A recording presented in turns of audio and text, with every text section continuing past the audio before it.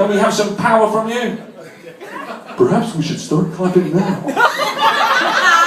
Now's a great opportunity to join in the rest of the group. We'll be dreaming about that hair tonight. Alright, so we're going to bring on the first act of the second half. Are we feeling excited? God bless England! Yeah! Keep it going as the winner of the Slogan Family is Rob Mitchell!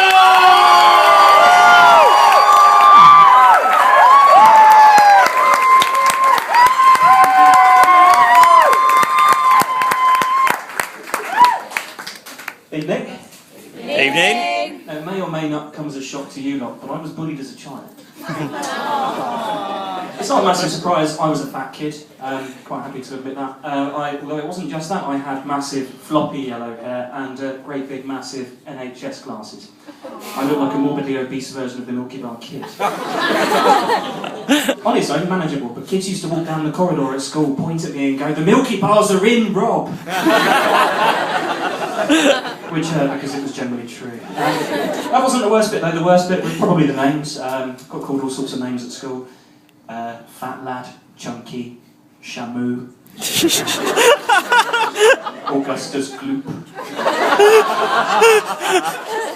Teachers are cunts, aren't they?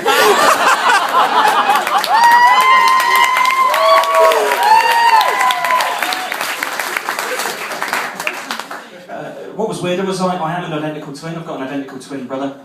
We were on holiday in Ibiza, he's in, a couple of years ago, and we walked into a bar, and no lie, the DJ turned the sound right down when we walked in and just went on the mic and went, "Fuck me. The Proclaimers have let themselves go." Hey! He said, "Look at these two bastards." He went, "They walked 500 miles to a fucking buffet, but..."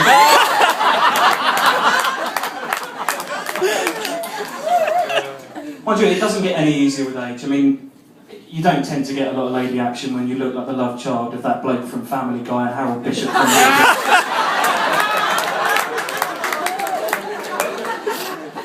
What makes it all the more depressing is I'm from Romford. Now, for those of you who've never been to Romford, Yeah! Woo! it's the sort of place where the ladies put the Rohypnol in their own drinks.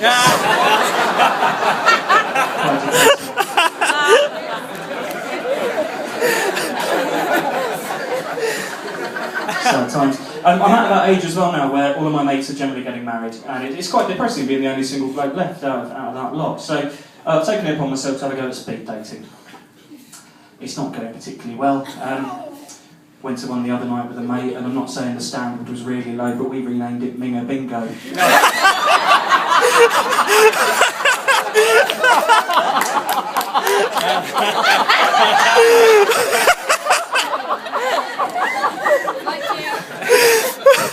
The problem is you get with speed dating is you run the risk of being sat next opposite some massive rotter, and then you've got to find a way to move them on, haven't you?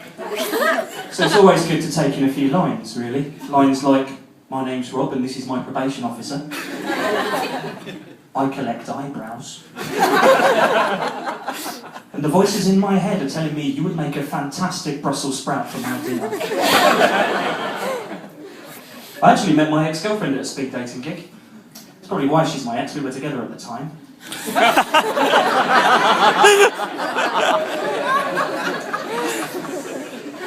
Never mind. She wasn't the sharpest, to be honest, so it's not a massive loss.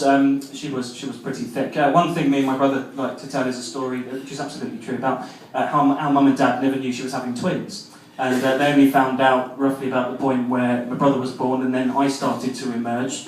And the midwife had to wrestle her back onto the bed to get the job finished. I was telling my ex-girlfriend this, and right the way through the story she had this look on her face, just like, wow. Wondrous look on her face. And when I finished telling it, she went, "That's amazing," because that's how she talks. "That's amazing. How old were you when that happened?"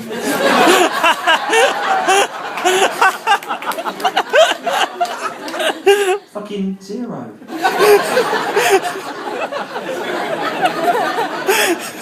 Never mind. I've got the tube up here this evening. They made a fantastic announcement at the station as I was coming through.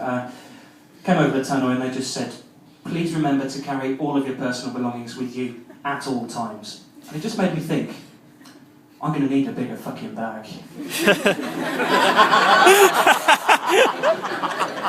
You lot have been brilliant. Thanks very much for your time.